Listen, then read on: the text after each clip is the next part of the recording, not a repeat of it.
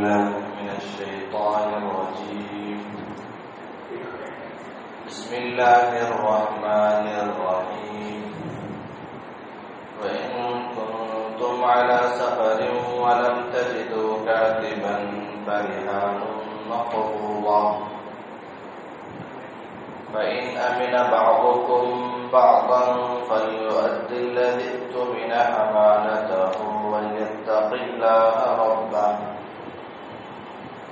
ولا تكتموا الشهادة ومن يكتمها فإنه آثم قلبه والله بما تعملون عليم.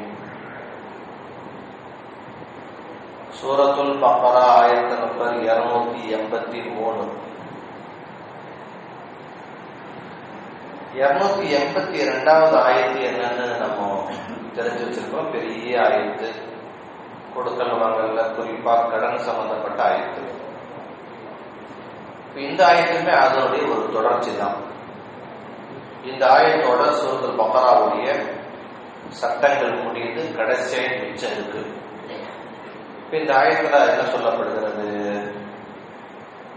அப்படின்னா, வைகுண்டும் ஆராசா பதி,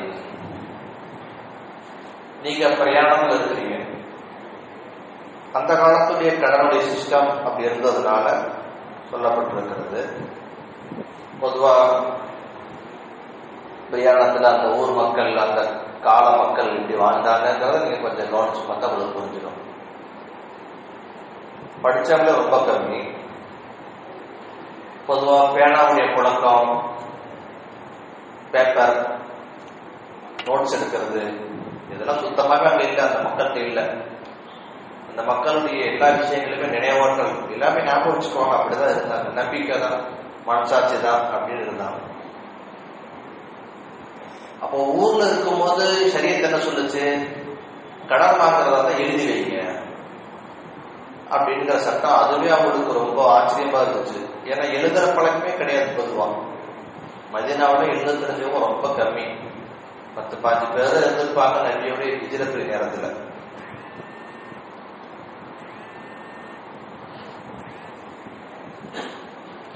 இப்போ பிரயாணத்துல எல்லாம் பேனாவோட எல்லாம் டிராவல் பண்றவங்கலாம் யாருமே கிடையாது. அப்போ எழுதி வச்சுக்கவும் முடியாது. அந்த மாதிரி நேரத்துல என்ன செய்யறது, எழுதி வைக்க முடியாது, கையெழுத்து போட முடியாது அப்படின்னா, அப்போ சரியா சொல்லுச்சு, ஏதேனும் ஒரு பொருளை நீங்க என்ன செய்து கொள்ளலாம், அடகு வைத்துக் கொள்ளலாம். உங்களுடைய ஏதேனும் ஒரு பொருளை நீங்க அடமானமா கொடுத்து உங்களுக்கு தேவையான விஷயத்தை நீங்க வாங்கிக்கலாம். இன்னைக்கு நாம தேவையானதை வாங்குறதுன்னா காசு தான் வாங்குறோம். அன்னைக்கு தேவையானது காசு இல்லை. காசு புழக்கெல்லாம் ரொம்ப கம்மி. அன்னைக்கு தேவையானது உணவு தான். பேரிச்சம்பழம், கோதுமை, அந்த மாதிரி எது. அப்ப என்ன அடமானமா வைப்பாங்க, குதிரையோ, வால், உருக்கு சட்டை, ஒரு கவசம், அது மாதிரி கேடயம், இது மாதிரி ஏதேனும் ஒண்ணு கொடுத்துட்டு பசியை ஆத்திக்கிறது ஒரு வழி இல்லை. வாழை, உருக்கு சட்டை, அதை சாப்பிட முடியுமா, பிரயாணத்தில் இருக்கிறோம் அப்படின்னா அப்போ என்ன செய்ய, அதை கொடுத்துட்டு இதை நான் மீட்கிற வரைக்கும் இது உங்கள்கிட்ட இருக்கட்டும், அதுக்கு பதில் இத்தனை கிலோ பேரிச்சம்பழம், இத்தனை கிலோ இது கொடுங்க அப்படின்னு சொல்லி. நபி அலைஹிஸ்ஸலாத்து வஸ்ஸலாம் அவங்களுடைய காலத்துல, நபியுடைய வஃபாத் நேரத்துல கூட நபியுடைய ஒரு பொருள் யூதர்கிட்ட அடகுல இருந்துச்சு. நபியுடைய உருக்கு சட்டை, போர் நேரத்தில் போட்டுக் கொள்ளக்கூடிய கவசம், அதுவும் அடமானத்தில் இருந்துச்சு. நபி எதுக்கு அடமானம் வச்சாங்க அப்படின்னா, 30 சாக் கூடிய அளவுக்கு பேரிச்சம்பழம் வாங்கியிருந்தாங்க அது யூதன்கிட்ட. மறுபடியும் மீட்ரா வரைக்கும் அவங்கள்ட்ட இருக்கட்டும் சொல்லியிருந்தாங்க. மதீனாவில் இருந்த யூதன் தான் அவன். நபி அவங்களுக்கு கொடுத்து வச்சிருந்தா அந்த பேரிச்சம்பழம் நபி அவங்களுக்கு வச்சு குடும்பத்தை அதை செலவு செய்வதற்காக அதை வாங்கி செலவு பண்ணிட்டாங்க. ஒரு நபியுடைய அந்த உறுப்பு சட்டை அந்த யூதனுக்கு தான் இருந்துச்சு. நபியுடைய வஃபாத்துடைய நாள்லையும் அது அடகு வைக்கப்பட்டதாக தான் இருந்துச்சு. இந்த மாதிரி அடகு வைக்கக்கூடிய விஷயம் இருக்குது. இது குர்ஆனிலேயே அனுமதிக்கப்பட்டதாகவும் இருக்கிறது. அந்த முறை வைகுந்து மாலா சஃபரின், நீங்க பிரயாணத்தில் இருக்கிறீங்க, வலம் தஜிது காத்திபன், எழுதுறதுக்கு யாரும் இல்லை, ஆள் இருக்கா, எழுத தெரிஞ்சவருக்கா, பேனா இல்லை, பேனா இருக்கு பேப்பர் இல்லை, எல்லாமே தான். ஃபரிஹானும் மஹபூபா, அந்த நபருடைய கையில் நீங்க ஒப்படைச்சிட்டு என்ன செய்யலாம், நீங்க உங்களுக்கு தேவையானதை வாங்கிக்கலாம் அப்படின்னு. இப்போ இன்னைக்கு அடமானம் வைக்கிற மாதிரி பேங்க்ல கொண்டு போய் செயின் அடமானம் வைக்கிறது, அப்ப இதெல்லாம் ஜாயிஸா அப்படின்னா இது வட்டியா இருக்கு. அன்னைக்கு வட்டி முறை கிடையாது. இன்னைக்கு அடமானம் வச்சுட்டு என்ன செய்யணும், ஒரு 5 சவரன் 5 பவுன் செயின் வச்சுட்டு 1 லட்சமோ 1 லட்சமோ எவ்வளவு தேவையோ வாங்கிட்டு வந்துடுறாங்க. திருப்பி 1 லட்சம் 1 லட்சம் என்ன செய்யறது இல்லை, கட்டுறது இல்லை. அது அப்ப கட்டிக்கலாம் அசல் அப்புறம். ஆனா மாசம் கட்டா வாங்கினதுக்கு வட்டி கட்டுறாங்க. இந்த வட்டி கட்டுற முறை என்ன இல்லை, ஜாயிஸ் இல்லை.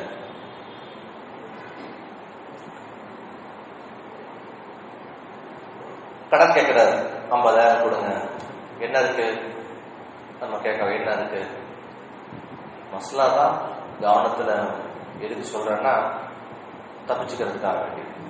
வட்டியில மாட்டக்கூடாது இல்லையா. என்ன இருக்கு, நகை இருக்கா, நகை இல்லை, பைக் இருக்கு எடுத்துக்கங்க அப்படிங்கிறார். பைக் இருக்கு எடுத்துக்கங்கிறார். எவ்வளோமா பைக் இது, பல்சர் புதுசு தான், ஷோரூம்ல இருந்து 2 மாசம் தான் ஆச்சு, எப்படி பார்த்தா நல்ல ரேட்டு தான், 50 ரூபா தான் கேட்கறான். 50 ரூபா கொடுத்துட்டு பைக்கை எடுத்துட்டு வந்துட்டாரு. இதுக்கு என்ன ஃபிட்டிங்கா, ஒரு பேர் இருக்குதுங்க, ஒரு பேர் இருக்கு, தெரியுமா உங்களுக்கு, தெரியும், தெரியாத மாதிரி இருக்கும், சரி ஓகே, அவருக்கு ஒரு பேர் இருக்கு. காரமே கொடுத்துட்டு இருந்தோம், அது மாதிரி இதை பொடி காரை கொடுத்துட்டு வாங்கி தந்துட்டோம். இப்போ இந்த காரை ஓட்டலாமா நானும், கேள்வி. பைக்கை ஓட்டிட்டு இருக்கலாமா அப்படின்னா, ஓட்டுனீங்கன்னா வண்டி ஆயிடும். வட்டினா வட்டி தான், புரிச்சுங்களா. வட்டியுடைய சட்டத்துல வந்துடும். ஏன்னா புல்லு தரதில் ஜர்ர நஃபஅன் ஃபஹுவ ரிபா அப்படின்னு சட்டம். எந்த கடன் லாபத்தை உங்களுக்கு தருமோ அது வட்டி, இஸ்லாமிய சட்டம். புல்லு கர்து, எந்த கடன் ஜர்ர நஃபஅன் ஒரு லாபத்தை இழுத்து வருமோ ஃபஹுவ ரிபா, அது வட்டியாகும். இதுல என்ன லாபம் கிடைச்சிச்சு, 50 ரூபா கொடுத்துட்டோம், காரை தூக்கிட்டு வந்துட்டோம், 50 ரூபா கொடுத்தோம், பைக்கை தூக்கிட்டு வந்துட்டோம். இப்போ இந்த பைக்கை நம்ம ஓட்டுறது அப்படிங்கிறது ஃபாயிதா எடுக்கிறோமா இல்லையா, கொடுத்த கடனுக்கு என்னவாகுது, வண்டி ஓட்டுறோம். அப்போ நீங்க வண்டியை வாங்கிட்டு என்னங்க செய்யணும், வண்டியை வாங்கிட்டு போட்டி ஒரு வாரமா நிப்பாட்டிட வேண்டியதுதான். அதுதான் செய்ய முடியுமே தவிர வண்டியை ஓட்ட முடியாது. கார் ஓட்ட முடியாது, ஆட்டோ ஓட்ட முடியாது. ஏன் ஓட்டுறீங்கன்னா வட்டி ஆயிடுது. இமாம் அபூ ஹனீஃபா ரஹ்மத்துல்லாஹி சம்பவம் கூட இந்த விஷயத்துல சொல்லுவாங்க இல்லையா. ஒருத்தவங்களுக்கு அவங்க கடன் கொடுத்துருந்தாங்க. ஒரு சந்தர்ப்பத்துல பிரயாணத்துல வெயில் ரொம்ப இருக்கும், ஒதுங்கி நிற்கும் போது யார்கிட்ட கடன் கொடுத்தாலும் அவங்க வீட்டு நிழல் நின்றுட்டு இருப்பாங்க. அப்பதான் நாம வரும், இவனுக்கு தான் நம்ம கடன் கொடுத்துருக்கிறோம். அப்போ கடன் கொடுத்த பிறகு அவன் வீட்டிலிருந்து நமக்கு நிழல் லாபமா கிடைக்குது. குல்லு கர்தின் ஜர்ர நஃபஅன் ஃபஹுவ ரிபா, இஃப்தார் சொல்லி கொடுப்பாங்க. அப்போ நிழல் நமக்கு லாபமா, வெயில உட்காந்துக்குவாங்க. கூட இருந்த தோழர்கள் கேட்பாங்க, இமாம் முஹம்மத், இமாம் அபு யூசுப்லாம் கேட்பாங்க, ஏன் வெயில உட்காந்துருக்கீங்க, நிழல்ல உட்காந்துருக்கல போய் சொல்லுவாங்க, அந்த வீட்டுல நான் கடன் கொடுத்துருக்கிறேன், அந்த காசு எனக்கு திருப்பி கிடைக்கணும், எக்ஸ்ட்ரா கிடைக்கிறது எது, நிழல், அது வட்டி அப்படின்ட்டு. அந்த அளவுக்கு பார்க்கணுமான்னு நம்ம யோசிக்கிறோம். அந்த அளவுக்கு அவங்க பார்த்தாங்க பேணுதல். அதனால இமாம் லாபம்னு நம்ம சொல்றோம் நீங்களேன். அதனால இப்ப இதுல இருந்து எப்படி தப்பிக்கிறது, 1 லட்ச ரூபா கொடுத்துட்டு காரை தூக்கிட்டு வந்துட்டோம், காரை ஓட்டிக்கிட்டே இருக்காரு, 1 வருஷம் 2 வருஷம் 3 வருஷம் 4 வருஷம், திருப்பி 1 வருஷம் தரும்போது திருப்பி காரை கொடுத்துறாரு. 2 வருஷம் 3 வருஷம் ஓட்டுனது இதுக்கு என்ன ஆயிடுச்சு, லாபம் தானே, வட்டி ஆயிடுச்சா இல்லையா, அதைத்தான் சொல்றோம். அப்ப என்ன செய்யறது, அப்படின்னா வாடகை கணக்கு போட்டு அவர் காசு கொடுக்கணும். வண்டியை உங்க பொருட்களை வச்சுக்கோங்க, ஓட்டாம இருக்கிறதும் அடமானத்தோட வச்சுக்கோங்க, தவிர அதுக்கு பயன்படுத்தக்கூடாது. பயன்படுத்தினா மாசம் கண்டா ஒரு வாடகை மாதிரி, வண்டிக்கு வாடகை மாதிரி 1000 ரூபாய் 2000 ரூபாய் என்னமோ கணக்கு போட்டு கொடுக்கல அப்படின்னா நீங்க கடனா கொடுத்த அந்த காசு வண்டிக்கு விட்டதாக சரியா சொல்லிடும்.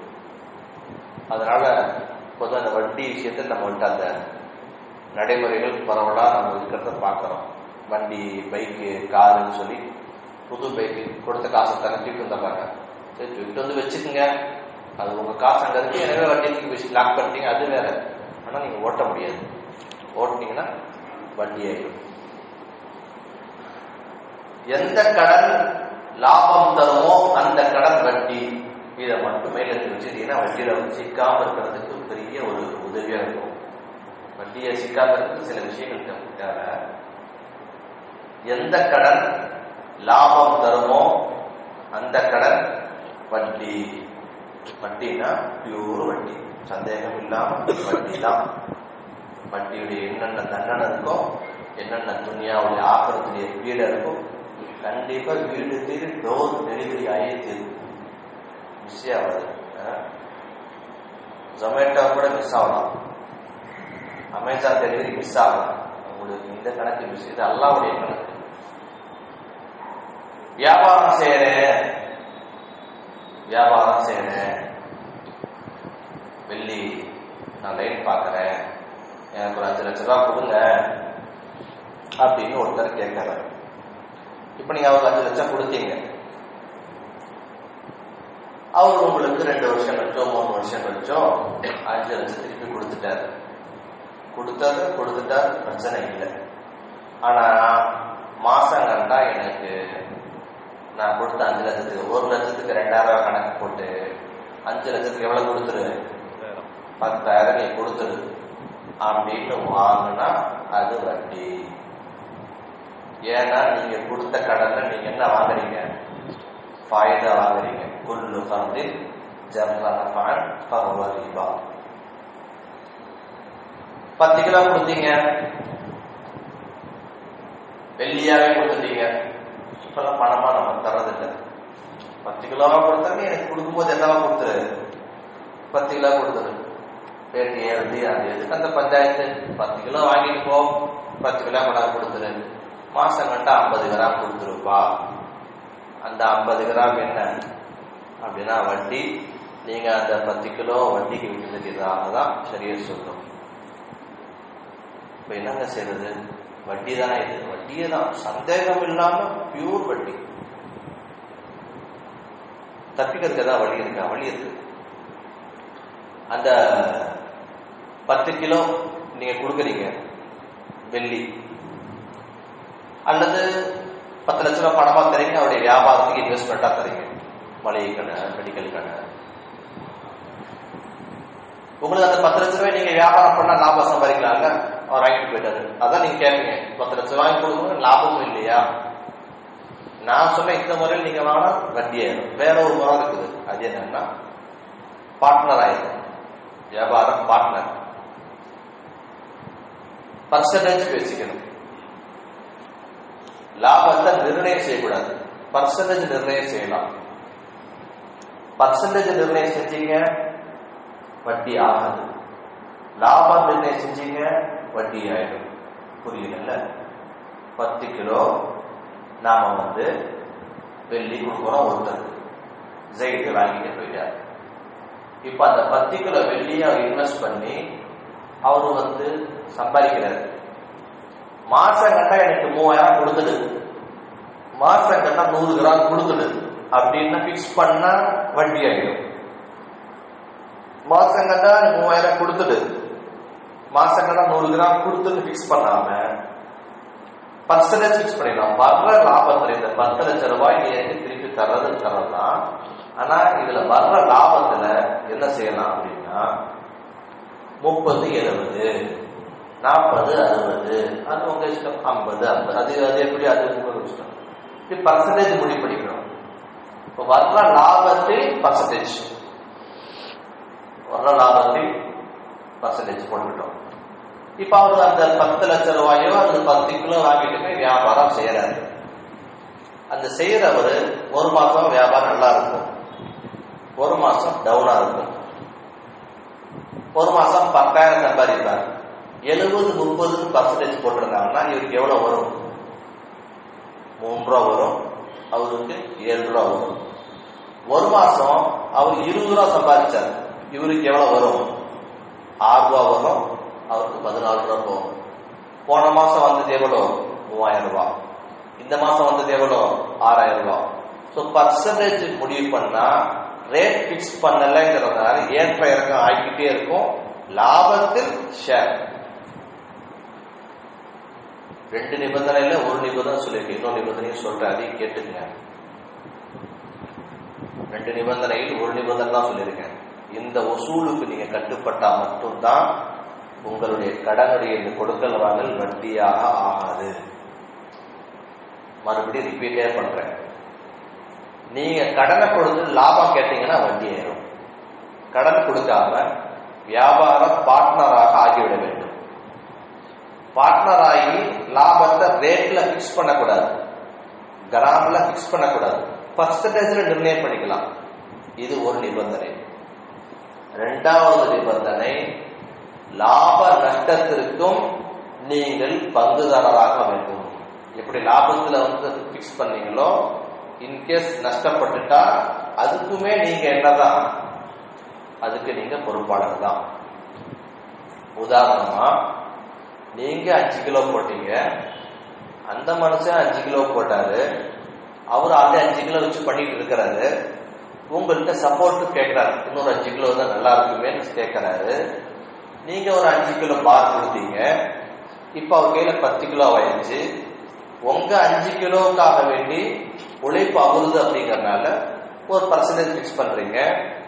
பர்சன்டேஜை பிக்ஸ் பண்ணி 50-50 கணக்கு வச்சுக்கிறீங்க. உங்க 5 கிலோவுக்கு மட்டும் பர்சன்டேஜ் கணக்கு போட்டு லாபம் கொடுத்துட்டு இருக்கிறாரு. இப்படி இருக்கும் போது ஒரு இடத்துல அவரு நஷ்டப்பட்டு போயிருக்காரு. என்ன செஞ்சிடறாரு? நஷ்டப்பட்டு போயிடுறாரு. நஷ்டப்பட்டு போயிட்டா முழு 10 கிலோ போயிடுச்சு. ஆனா மத்த எங்கேயோ போயிடுச்சு.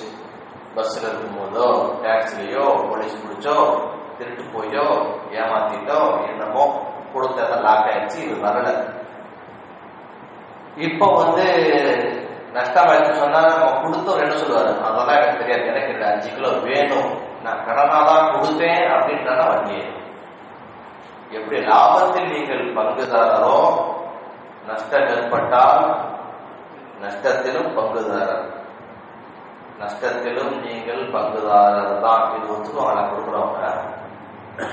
கருத்து மேல கத்தி வச்சிடும். அதுல அப்படின்னா சரீரத்தை உங்க கருத்து மேல கத்தி வச்சிடும் வட்டின்னு சொல்லி. அப்படி முடியாதுன்னா நீங்க கொடுக்காதீங்க. எது கல்லாண்டு நீங்க பாதியாடுறீங்க. அவங்க இருக்கிற 5 கிலோ வச்சு பண்ணிட்டு போடணும். கொடுத்தா அவங்க 5 கிலோ இப்படிதான் கொடுக்க முடியும். கடனா தர முடியாது. வியாபாரம் பார்ட்னர் ஆகிக்கலாம். வர்ற லாபத்தை பிக்ஸ் பண்ணக்கூடாது, பர்சன்டேஜில் பிக்ஸ் பண்ணிக்கலாம். ஒண்ணு, லாபத்துக்கு பொறுப்பெடுத்த மாதிரி நஷ்டத்துக்கும் பொறுப்பு தான். நீங்க பங்குதாரர் தான். அப்படிதான் கொடுக்கணும். அப்படி நீங்க கொடுக்க மாட்டேன் அப்படின்னா நீங்க வட்டி. குல்லு கர்தின் ஜர்ர நஃபஅன் ஃபஹுவ ரிபா. எந்த கடனில் நீங்க லாபத்தை எடுக்கிறீங்களோ அது வட்டி. இதுதான் சரியா சொல்லிடுச்சு. இதுல எந்த வியாபாரம்னாலும் ஓகே, எல்லாமே தான் கொடுக்கணும். எல்லா லாபங்களும் தான். எல்லா கடன்லையுமே நாம லாபத்தை வாங்க முடியாது. கடன் கொடுத்த காசு 100 ரூபா கொடுத்தா 100 ரூபா தான் திருப்பி வாங்க முடியும். 101 ரூபா வாங்கினா வட்டியே இல்லை. அப்போ இங்க அடமானம் வைக்கிற ஆயத்து வந்திருக்குது. ஆமா வந்திருக்குதுதான். இந்த அடமானம் வட்டி இல்லை. ஏன்னா என்ன, எத்தனை கிலோ பெருச்ச பழமோ அத்தனை கிலோ பெருச்ச திருப்பி கொடுத்துட்டு பெச்ச பொருள் எடுத்து வந்துடுவாரு. எனவே பேங்க்லயும் அடமானம் வைக்கிற பாத்தீங்களா, அது தெளிவா வட்டி தானே. அது 2 பவுன் வருஷம் ஒரு 40,000 வேணுமே 2 பவுன் பண்ணி கொடுத்துட்டு 40,000 வட்டி கட்டுறாரு. 40,000 மட்டும் தான் திருப்பி தரணும். இங்கதான் இஸ்லாமிய பேங்கே கூடிய தேவை இருக்கு. இங்கதான் பைத்துல் மாலுடைய தேவை இருக்கு. எனக்கு என்ன நடக்குது அப்படின்னு நம்ம தனி நபரா யோசிச்சோம்னா இந்த உம்மத்தில் இந்த வட்டியை நிறுத்த முடியாது. ஏன்னா ஏழைகள் இருக்கிறாங்க, அவங்களுக்கு ஒரு 30-50,000 இருந்தால் மேல் ஏறிடுவாங்க அப்படின்னா இஸ்லாமிய பேங்கிங் சிஸ்டம் நம்ம கிட்ட இல்லைங்கிறது நம்முடைய மிகப்பெரிய மைனஸ். பொருளாதார ரீதியா நம்ம செய்யற தவறுகளுக்கு பொருளாதார ரீதியான நஷ்டங்களை இந்த சமுதாயம் சந்திக்கும். என்ன பாவம் செய்யறமோ அந்த பாவத்துக்குண்டான பலாபலனும் அதே டைப்ல விழுகும். இது அல்லாஹ்வுடைய ஒரு பாணி. ஒரு புரியத்துக்கு நான் சொல்றேன் பாருங்கள. என்னன்னா ஃபிரௌன் சொன்னான், இந்த நைல் நதி என் காலுக்கு அடியில் ஓடுதுன்னு சொன்னான். தஜ்ரி மின் தஹ்தி அப்படி சொன்னான். அதுலதான் பெருமடிச்சான். தண்ணி எனக்கு கீழே ஓடுதுன்னு பெருமடிச்சானா இல்லையா? அல்லாஹ் என்ன செஞ்சான்? தண்ணியை தலைக்கு மேல ஓடட்டான் இல்லையா? எதுல பெருமடிச்சானோ அதுல, எப்படி பெருமடிச்சானோ அப்படி. இது ஒரு உதாரணம் சொன்னேன். எந்த மாதிரி பாவம் நடக்குமோ அதே மாதிரி தண்டனை இருக்கும் அப்படிங்கிறது அல்லாஹ்வுடைய நீதி. காசாவும் கலிபோர்னியா நாளைக்கு இருக்கு. கரம் காட்டு தீன் போட்டிருக்காங்க. 9ஆம் நாள் இன்னைக்கு, 10ஆவது நாள் இன்னைக்கு காட்டு தீன் போட்டுட்டு வந்த மீடியாக்கள் நேத்துல இருந்து மீடியா எல்லாம் போடலாம். காட்டுத்தீல சாபத்தீ அப்படி, காட்டுத்தீல் அது சாபத்தீ, அது கண்ணீரும் பற்றி எரியும் அப்படின்னு சொல்லுவாங்கல்ல. கண்ணீர் எப்படிங்க பற்றி எரியும் பாருங்க, போய் லாஸ் ஏஞ்சல்ஸ்ல போய் பாருங்க, பத்தி எரியுது. பச்சை மரமும் தெரியும். அவ்வளவுதான், இல்லை அவ்வளவுதான். நாளைக்கு ஒரு விரிவான தலைப்பு இருக்காச்சு. ஃபர்ஸ்டே வந்து உட்காந்துருக்கேன், இடம் போட்டேன். ஆமா 12:50 ஸ்டார்ட் பண்ணலாம்னு இருக்கேன். சரி, அப்ப அதனால பொருளாதார இஸ்லாம் வகுத்து கொடுக்கிற சில வழிகாட்டுதல் நம்ம மிஸ் பண்ணிட்டோம். இதை பத்தி சேலத்துல யாரும் பேசவும் மாட்டேங்கிறாங்களே அப்படிங்கிறது ஒரு வருத்தமும் கூட. இஸ்லாமிய பேங்கிங் சிஸ்டம் என்ன, இஸ்லாமிய பைத்துல் மால் என்ன, ஜகாத்துல கூட இஸ்லாம் ஒரு அழகான வழிமுறை இருக்கு. ஜகாத்து கூட்டாகத்தான் விநியோகம் செய்யப்படும். இஸ்லாமிய உலகத்துல அப்படிதான் இருக்குது. இஸ்லாம் நாம ஜகாத்தை என்ன செய்றீங்க, ஜகாத்தை இந்த ஏழை கொடுத்துட்டு போயிட்டு இருக்கோம். ஜகாத் கூட்டாக வசூல் செய்யப்பட்டு கூட்டு விநியோகம் செய்யப்படும். அப்பதான் ஏழை கரெக்டா ஐடென்டிஃபை பண்ணி போயிட்டே இருக்கும். அப்படி ஒரு அமைப்பு இருந்துச்சு. அது இல்லை. இஸ்லாமிய பேங்கிங் சிஸ்டம் இல்லை. பைத்துல் மாலுமே இல்லை. கிட்ட பைத்துல் மாலுமே இல்லை. இஸ்லாமிய பைத்துல் தான் வட்டியிலிருந்து பாதுகாக்கலாம் இல்லையா? அழகா பேங்க் திறந்து நம்மளே கொடுக்கலாங்க இல்லையா? ரெண்டு பவுன் நீ எனக்கு கொடுத்துடு, இந்த 40,000 கேட்ட வாங்கிட்டு போ, வட்டியில வேண்டாம். இத்தனை நாள் நீ கட்டலையா, 2 வருஷமோ 1 வருஷமோ 6 மாசமோ என்ன நகையை வித்துட்டு மீதி நகையை அவன் ரீஃபண்ட் பண்ணிட்டு போயிட்டே இருக்கலாம். வட்டி ஆகவே ஆகும். வட்டி ஆகுதா? வட்டி ஆகாது. இருந்துச்சு, 4 ரோடு இருந்துச்சு, கோரிமேட்ல இருந்துச்சு, கோரிமேடு சிஜிபி பள்ளி நம்ம பள்ளியில இருந்துச்சு, நம்ம இருந்த பள்ளி இருந்துச்சு. அந்த பைத்துல் மால் நானே ஒரு 25,000 வாங்கிடுறேன். கேவி பள்ளி. ஆமா, டிரான்சாக்சன் 2 கோடி காட்டுச்சு. அப்போ 2014 இருந்த பீரியட்ல எனக்கு ஒரு தேவை, குடும்பத்துடைய மெடிசன் தேவைக்காக வேண்டி போக வேண்டியிருந்துச்சு. என்ன செய்யறது, கற்றுட்டு பைத்துல் மால்ல கடன் கேட்டேன். பள்ளி மாவாக இருந்த 25,000 கொடுத்துட்டாங்க. எந்த வண்டியில் நல்லா காப்பாற்றினா, நல்லா என்னை காப்பாற்றிட்டான். நல்ல விதமா வாங்கின கடன் 5,000 2,000 கொடுத்து குடிச்சாச்சு. அந்த மாதிரி இல்லை. சேலம் போன்ற மாநகரத்துல நம்ம எல்லாம் செல்வந்தர்கள் முன் வந்தா மட்டும்தான் இந்த தீர்வு கிடைக்கும். இல்லைன்னா செய்ய முடியாது. 25,000 வாங்கிக்கிறாரு, விட்டு விட்டா கொடுத்தா கூட விட்டு கொடுக்கலாம்ல. அது 25,000. ஆமா ஆமா ஆமா. நான் கொடுக்கும்போது நான் எப்படி கொடுத்தேன்னா, எனக்கு சம்பளம் அதிகா அக்கௌண்ட் தான் போட்டாங்க. நான் இமாமா இருந்ததுனால, அதனால அதிகா போட்டதுனால எனக்கு செக்ல கைட் ஆகிட்டாங்க. 10 செக் 12 செக் கைட் ஆகி வச்சுக்கிட்டாங்க. செக்ல கரெக்டா அந்த காசு அவங்க செக்ல இருந்து அக்கௌண்ட் பணம் அப்படி எனக்கு தெரியாது. அது 2,000 அப்படி கழிச்சிச்சு. அந்த 25,000 விட்டு பைத்துல் மால் இஸ்லாமிய பைத்துல் மால் இருந்தா வட்டியுடைய ஓரளவு இழுத்து பிடிக்கலாம். வட்டியுடைய விஷயங்கள் இருந்து பாதுகாக்கலாம். இஸ்லாமிய பேங்கிங் வேணும். இஸ்லாமிய பேங்கிங்கிறது ஒரு பெரிய விஷயம். அது உலக நாடுகள் இருக்கு. மலேசியாவில் இருக்கு, சவுதிகள், அரபுகள் இருக்குது. நம்முடைய உலகளாவிய மார்க்க அறிஞர்களை வச்சு பேங்க் ரன் பண்றாங்க. பேங்க் ரன் பண்ணா பேங்க் செலவனத்துக்கு வட்டி தானே. ஆனா வட்டி வாங்காம எப்படி ஒரு பேங்க் ரன் பண்ண முடியுங்கிற அது இஸ்லாமிய பொருளாதார கொள்கை. ஒரு ஆளுக்கு அதுன்னு சொல்லித்தராங்க. என்ன செய்யறது அதற்கு அதெல்லாம் பயன் பேசுறது இல்லை. தொழுவுங்க நோம்பு வைங்கன்னு அதற்கு பயன்படுத்தி போயிடாது தவிர இஸ்லாமிய பொருளாதார கொள்கை அல்-இக்திசாதியா அப்படி அல்-இக்திசாதியத்துக்கு இஸ்லாம் தனி கோர்ஸா இருக்கு. அது படிச்சு மூத்த அறிஞர்கள் வழிகாட்டுதலோட பல பேங்கிங் உலக நாடுகள் இருக்கு. இங்க நாம அப்படி கொண்டு வர முடியாட்டாலுமே கூட குறைந்தபட்சம் நம்ம லெவல்ல பைத்துல் மால் கொண்டு வரலாம். பைத்துல் மாலுடைய சிஸ்டம் அது ஒரு நல்ல தீர்வு கொடுக்கும். சதக ஜாரி அது சொல்லப்போனா மிகப்பெரிய நன்மை.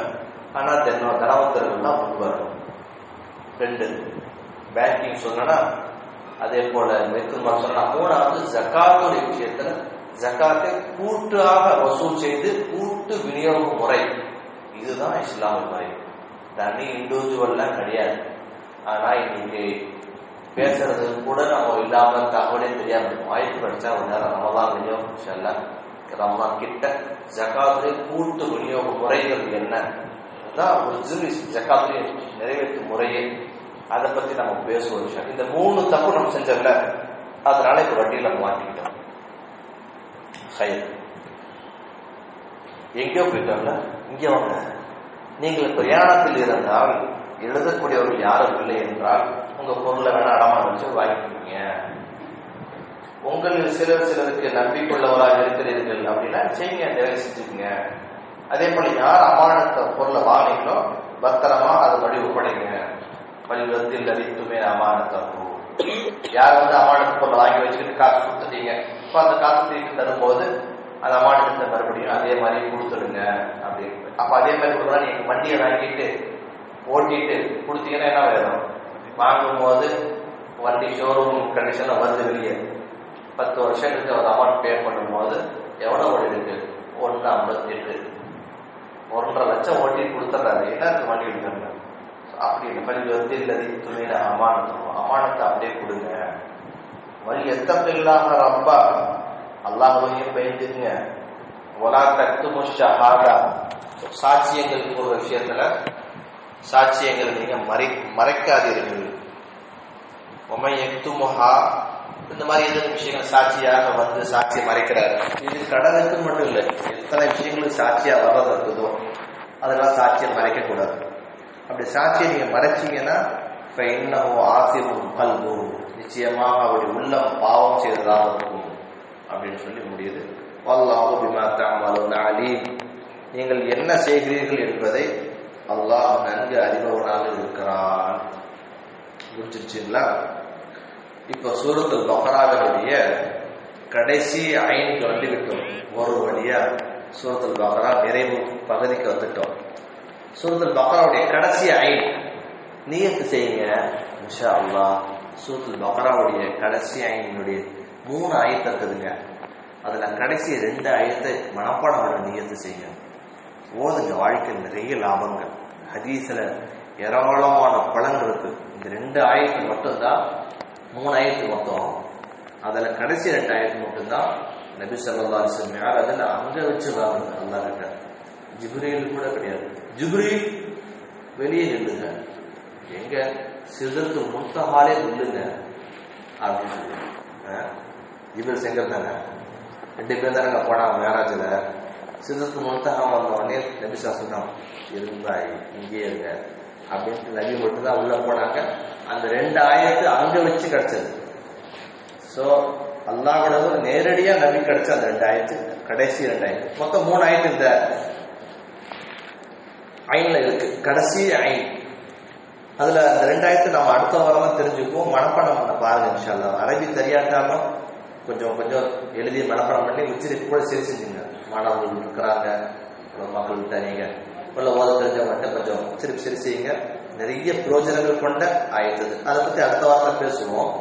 இந்த கடைசி 3 ஆயத்துல முதல் ஆயத்து லில்லாஹி மா ஃபிஸ் ஸமாவாத்தி வ மா ஃபில் அர்த், வானத்தில் இருப்பவைகளும் பூமியில் இருப்பவைகளும் அல்லாஹ்வுக்கே உரியன, அது அல்லாஹ்வுக்கே சொந்தம். வ இன் துபுது மா ஃபி அன்ஃபுசிக்கும், அவ் துஃபூஹு யுஹாசிபுக்கும் பிஹில்லாஹ். தர்ஜுமா வைக்கிறேன். உங்களுக்கு ஏதாவது கஷ்டமா இருந்தா சொல்லுங்க. உங்கள் மனதில் என்ன விஷயம் இருக்கிறதோ, கவனிக்கிறீங்களா? உங்க மனதில் என்ன இருக்கிறதோ அதை நீங்கள் வெளிப்படுத்தினாலும் சரி, அல்லது மனசுக்குள்ளேயே மறைச்சு வச்சுட்டாலும் சரி, அதுக்குமே நாளைக்கு நான் கேள்வி கேட்பேன், கணக்கு பிடிப்பேன். கையில செஞ்சது இல்லை, நாக்கில் பேசுனது இல்லை, பதுக்குனது இல்லை, டேபிள் கீழே வாங்கினது இல்லை, அதெல்லாம் இல்லை. மனசுல நினைச்சத நீ வெளிப்படுத்து, அல்லது மனசுக்குள்ளேயே ஒரு எண்ணம் தோன்றியது எப்படி இருக்கும்? இப்ப என் மனசுல இருக்கிறதுல உங்களுக்கு தெரிஞ்சுச்சுன்னு வைங்க, காட்சி போயிருவீங்க. உங்க மனசுல தெரிஞ்சிச்சுன்னா உங்க சொந்தக்காரங்க காட்சி போயிருவாங்க. ஏன்னா நம்ம மனசுல இருப்பவைகள் யாருக்கு தெரியும்? அல்லாஹ்வுக்கு மட்டும்தான் தெரியும். இந்த மலக்கள் கூட பாவாங்க, அவங்களுக்கும் ஒன்றும் தெரியாது. வாயை அசைச்சா எழுதுவாங்க, கை அசைச்சா எழுதுவாங்க, பேசுனா எழுதுவாங்க, பார்த்தா எழுதுவாங்க. மனசுல எண்ணம் வருது, ஒரு எண்ணம். அது என்ன எண்ணம் யாருக்குமே தெரியாது. ஆனா அதை நீங்க மறைச்சாலும் சரி, வெளிப்படுத்தினாலும் சரி, அல்லாஹ் நாளே அது குறித்து விசாரிப்பான், கணக்கு வாங்குவான். இதை விட பயமுறுத்துற மாதிரி ஏதாவது ஆயத்து குர்ஆன் இருக்குன்னு நினைக்கிறீங்க? இல்ல. இப்படின்னு வசனம் இறங்குது. பக்ராவுடைய கடைசி 3 ஆயத்துல முதல் ஆயத்து இது. இப்படி இறங்குனதும் சஹாபாக்கள் எல்லாம் வெடவெடுத்து போயிட்டாங்க. நாமெல்லாம் என்ன, சஹாபாக்களோட உள்ள எவ்வளவு பரிசுத்தமான, ஆனா அவங்களே சொன்னாங்க, எங்க உள்ளத்துல இருக்கிறதெல்லாம் அல்லாஹ் கேள்வியா கேட்டானா என்ன ஆகிறது? எல்லாம் ஓடி வந்துட்டாங்க. மதீனாவில் இந்த ஆயத்து இறங்கிய போது விளையாடிட்டு இருந்த இப்னு அப்பாஸ் ரலியல்லாஹு அன்ஹுமா அவங்க சொல்றாங்க, மதீனா ஃபுல்லா அழுகிற குரல் நான் கேட்டேன். எல்லாம் அழுகுறாங்க. நீ ஏன் அழுகுற? நீ சின்ன குழந்தை, பெரியவங்க எல்லாம் அது என்ன நடந்து போச்சு? எல்லாரும் அழுகுறாங்க.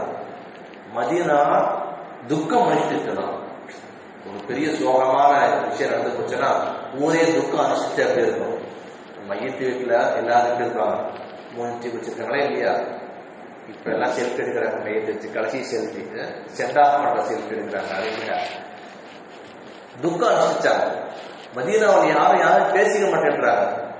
பேசினா புத்தகம்ல, மனசுல நினைச்சாலே போச்சு. தொட்டா கெட்டல, நினைச்சாலே கெட்ட. எதை நினைக்கிறது? எண்ணங்கள் வருது, எப்போது கண்ட்ரோலே பண்ண முடியலையே. அபூபக்கர், உமர், உஸ்மான், அலி எல்லாம் பெரிய தலைகள் உட்பட முழு மதீனா கப்சுப்புன்னு இருக்குது. என்ன செய்யறது? பொறுக்க முடியல. நபி ஸல்லல்லாஹு அலைஹி வஸல்லம் அவங்ககிட்ட எல்லாம் வந்தாங்க, அழுதுகிட்டே வந்தாங்க. அல்லாஹ்வின் தூதரே சொல்லுங்க, அல்லாஹ் இப்படி சொல்லிட்டானே, நீங்க மனசுல நினைச்சத மறைச்சே வச்சுட்டீங்க. மனசுலயே தோன்றி மனசுலயே மறைச்சு, யார்கிட்டயும் சொல்லல, நண்பர்கிட்ட சொல்லல, கட்டின பொண்டாட்டிட்ட கூட சொல்லல, யார்கிட்டையும் எதுவுமே சொல்லல. மனசுலயே தோன்றி மனசுலயே இதாயிடுச்சு. இதுக்கு கூட நாங்க பிடிக்கப்படுவோம்னா என்ன ஆகுறது? சொன்னாங்க சஹாபாக்கள், அல்லாஹ்வின் தூதரே, எங்களுடைய கரங்கள் செஞ்ச வேலையினால நாங்க பிடிக்கப்படுவோம்னா ஓரளவு கையை கண்ட்ரோல் பண்ண, தப்பு பண்ணாம உறுப்புகளை கண்ட்ரோல் பண்ணிக்கிட்டா வாங்கலாம். ஆனா எங்க உள்ளமும் உள்ளத்தில் தோன்றும் சிந்தனைகளும் எங்க கண்ட்ரோல் இல்ல. இதுக்கு போய் பிடிக்கப்பட்டா நாங்க என்ன செய்வோம் அப்படின்னு கேட்டாங்க. நபி என்ன சொல்ல முடியும்? அல்லாஹ்வுடைய ஆயத்துக்கு போயிட்டு நபி ஸல்லல்லாஹு அலைஹி வஸல்லம் மௌனமா இருந்தாங்க. மதீனா முழுக்க துக்கமாக இருந்தது.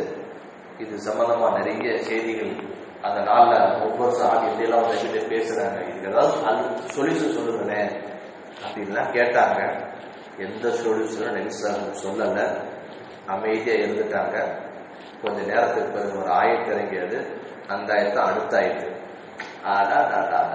அப்படியே அந்த ஆயத்து இறங்கினதும் சஹாபாக்கள் எல்லாம் ஆறுதலாயிட்டாங்க. இப்போ ஓகே அப்படின்னு சொல்லி அந்த ஆயத்து தான் பக்ராவுடைய கடைசி 2 ஆயத்துக்கள். அது நம்ம அடுத்த வாரம் சொல்லுவோம். அது வரைக்கும் நீங்களும் பயந்துகிட்டே இருங்க. இல்ல நம்ம அல்லாஹ் எவ்வளவு அல்ல உங்களை இப்படியே விட்டுருந்தா என்ன ஆயிடும்? நல்ல வேலை சஹாபாக்கள் போய் கேட்டு அழுது புலம்பி கதறி கூப்பாடு போட்டு துக்கம் அனுஷ்டிச்சு அல்லாஹ்வுக்கு இந்த உம்மத்து மேல இறக்க வந்து அடுத்து ஒரு தீர்வு வந்துச்சு. தீர்வு என்னங்க நம்ம அப்புறம் சொல்லுவோம். தீர்வு இன்னைக்கு இல்ல, கண்டிப்பா இல்ல. தீர்வு படிக்கணும்னா சூரத்துல் பக்ராவுடைய கடைசி ஆயத்தை படிச்சா தீர்வு தெரிஞ்சிடும். அதுதான் தீர்வு இருக்குது. அப்பயும் நபி ஸல்லல்லாஹு அலைஹி வஸல்லம் சொன்னாங்க, என்ன நசாராக்களை பேசுற மாதிரி பேசுறீங்க போங்க அப்படின்ட்டாங்க. பதில் நபி சொன்னல. ஏன்னா அல்லாஹ்வுடைய வசனம் அல்லவா, உள்ளத்துல நினைச்சதுக்கு நான் பிடிப்பேன், கணக்கு வாங்குவேன், விசாரிப்பேன், என்ன இதுக்கு நினைச்ச மனசுல அப்படி அப்படின்னு நான் கேட்பேன் அப்படின்னு அல்லாஹ் சொல்லிட்டான். அப்படின்றதுனால ஏன்னா நசாராக்கள் பேசுற மாதிரி பேசுறீங்க, அல்லாஹ்வோட ஆயத்தை இது பண்றீங்க, போங்க போங்க அப்படின்ட்டாங்க. சஹாபாக்கள் எல்லாமே பதறி போயிட்டாங்க. பிறகு அடுத்த ஆறுதலான வரிகள் இறங்கியது. எப்படி நீங்க அல்லாஹ்ட்ட துவா செய்யணும்? அல்லாஹ்னா யாரு? கொடுங்கோல் அரசன் இல்லை அல்லாஹ், அல்லாஹ் கருணையாளர் அப்படிங்கறதெல்லாம் அல்லாஹ் தர சொல்லி கொடுத்து இப்படிதான் நீங்க நடந்துக்கணும் என் விஷயத்த. நீங்க என்ன இப்படி நினைச்சிட்டீங்க? நான் சொன்னேன், அப்படிலாம் நான் பண்ண மாட்டேன், நான் ஒரு மன்னிக்கக்கூடிய ரப்பல்லவா அப்படின்னு பேசின ஆறுதல் வரிகள் வரும் பின்னால. அதுதான் பக்ரா சொல்லி கடைசி 2 ஆயத்து. அதுக்கப்புறம் சஹாபாக்களுக்கு சந்தோஷம் வந்துருச்சு. இந்த ஆயத்தை தரிசனமா முடிச்சிடறேன், இன்னைக்கு முடிச்சிடலாம். நீங்கள் உங்கள் உள்ளத்தில் ஏதேனும் ஒன்றை நினைத்து அதை வெளிப்படுத்தினாலும் அல்லது நீங்கள் அதை மறைத்து வைத்திருந்தாலும் நிச்சயம் அல்லாஹ் அதற்கு கணக்கு கேட்பான், விசாரிப்பான். ஆனால் அல்லாஹ் நாடியவரை தான் மன்னிப்பான். அல்லாஹ் யாரை நாடுகிறானோ அவனை அல்லாஹ் வேதனையும் செய்வான். நாடுனவன வேதனை செய்யறதுக்கும் நாடுனவனுக்கு மன்னிக்கிறதுக்கு அல்லாஹ்வுக்கு உரிமை இருக்கிறது, அதிகாரம் இருக்கிறது. வல்லாஹு அலா குல்லி ஷைஇன் கதீர். ஒவ்வொரு பொருளின் மீதும் அனைத்து வஸ்துக்களின் மீதும் அல்லாஹ் சக்தி படைத்தவனாக இருக்கிறான். அவ்வளவுதான் பிடிச்சு அப்படின்னு இறங்குற ஆயத்துக்கு தான் தீர்வுகளை அடுத்தடுத்த வசனங்கள் இறங்கியது. அடுத்த வாரம் நம்ம தெரிஞ்சுக்குவோம். அல்லாஹ்ட்ட நாம மன்னிப்பு இஸ்திக்ஃபார் கேட்போம். உங்களுக்கு நான் மீண்டும் சொல்கிறேன், சூரத்துல் பக்ரா இன்ஷா அல்லாஹ் அடுத்த வாரம் முடிவடையும். சூரத்துல் பக்ராவுடைய கடைசி 2 ஆயத்து மிக சிறந்த ஆயத்து. அறிஞர்கள் சொல்லுவாங்க, சூரத்துல் பக்ராவுடைய முழு சூரத்தினுடைய சிறப்புகளை சொல்வதாக 2 இடத்துல இருக்குது. முழு சூறாவுடைய நிச்சோடு, 1 ஆயத்துல் குர்சி, 2 சூரத்துல் பக்ராவுடைய கடைசி 2 ஆயத்து. எனவே முஸ்லீம்கள் நமக்கு இந்த 2 ஆயத்து மனப்படாத ஆமன ரசூல் தொடங்குதில்ல, இதுதான் ஆமன ரசூல் பிமா உன்சிலை, அதுதான். இதுவும் ஆயத்துல் குர்சியும் இருக்கு பாருங்க, பெரிய ஷிஃபா, பெரிய நோய் நிவாரணி. என்னுடைய சின்ன வயசுல நான் இருந்தபோது நான் இப்போது ஓடுவதற்காக நான் போயிருந்தேன் மதரசாவில். என் உஸ்தாதுக்கு எல்லாம் நிறைவான கூலி கொடுப்பானாக. அவங்க என்னை உருவாக்கிட்டுலேன்னா நான் உருவாக்க மாட்டேன். அப்போ எனக்கு என்னோட உஸ்தாது தனிப்பட்டவர்களை கூப்பிட்டு சொன்னாங்க, ஆமன ரசூல் ஓதி இரவு தூங்கு, இதனால் நம்ம உள்ள பிரகாசம் அடைக்கணும்னு சொன்னாங்க. எது கேட்டாலும் மனப்படம் ஆயிடும் சொன்னாங்க. என்ன அப்போ நான் வயசு 13 இருக்கும், 2005-4 நினைக்கிறேன். நீ என்ன ஓதுனாலும் என்ன படித்தாலும் ஒரே முறை கேட்டா உனக்கு ஹிப்ஸ் ஆயிடும். நீ வேணா அதை ஓதிட்டு வா, தூங்குறதுக்கு முன்னாடி ஒரு முறையாவது ஓதி தூங்கு. உள்ளத்துல இவ்வளோ பிரகாசம் வந்துடும்.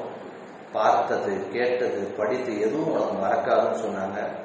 உண்மையிலேயே அதனுடைய பாக்கியத்தை நான் உணர்ந்து கொண்டு தான் இருக்கிறேன். ஒரு முறை கேட்டா மறக்கவில்லை, அவ்வளோதான் அப்படிங்கிற மாதிரி ஒரு பெரிய கிஃப்ட் எனக்கு ஹிப்ஸில் ஒரு ஹாபிஸா போது ஒரு புராணம் மனப்பாடம் பண்ணணுங்கிறது பெரிய சிரமம். அது உதவி வேணும். ஒவ்வொரு ஜுசுக்களையும் மனப்பாடம் பண்ணி ஒப்பிக்கணும். ஆமன ரசூல் தான் நான் ஓதிட்டு இருந்தேன். இந்த 2 ஆயத்துக்கள் என்றுமே மறக்க முடியாத வசனங்கள்.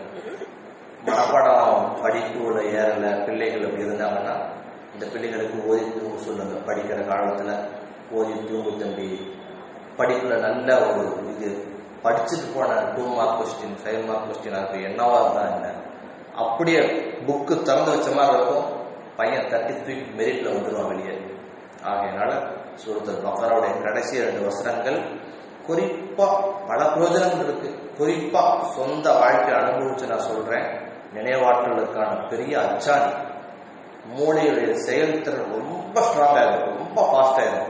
அதிவேகமா சிந்திக்கிற அளவுக்கு, ஒரு நேரத்தில் 2-3 விஷயங்களை சிந்திக்கிற அளவுக்கு, எதையும் டக்குன்னு கிரகித்துக்கிற அளவுக்கு, புரியாத சம் மேக்ஸ்ல ஃபார்முலா டெலியான மாட்டேங்குது அப்படிங்கிறாங்க, அதெல்லாம் டக்கு டக்கு டக்குன்னு புரிஞ்சிடும். இதுதான் என்னுடைய ரூட்டு அப்படின்னு சொல்லி புரியுற அளவுக்கு உண்டான கஷ்டமான விஷயங்கள்லாம் அப்படியே இலகுவோம், பனி போல் விலகும் அப்படி சொல்லுவாங்க. அதனால இந்த 2 ஆயத்துக்கள் இந்த உஸ்தாத் என்ன சொல்லிக் கொடுத்தாங்க, அன்னைக்கு சொல்லிக் கொடுத்தாங்க, ஞாபகம் இருக்கிறது. அல்லாஹ் தஆலா உஸ்தாத் ஹயாத்தா தான் இருக்காங்க, அல்லாஹ் ஹயாத்துல பரக்கத் செய்வானா, அல்லாஹ் ஆஃபியத் கொடுப்பானா. அவங்க வழிகாட்டுதல் நம்மளை இங்கே கொண்டு வந்து நிப்பாட்டிருக்கு. அந்த 2 வசனங்கள் நாம் அடுத்த வாரம் இன்ஷா அல்லாஹ் பேசிக்குவோம். வாஹிரு தஅவானா அல்ஹம்துலில்லாஹி ரப்பில் ஆலமீன். டீ இருக்கு.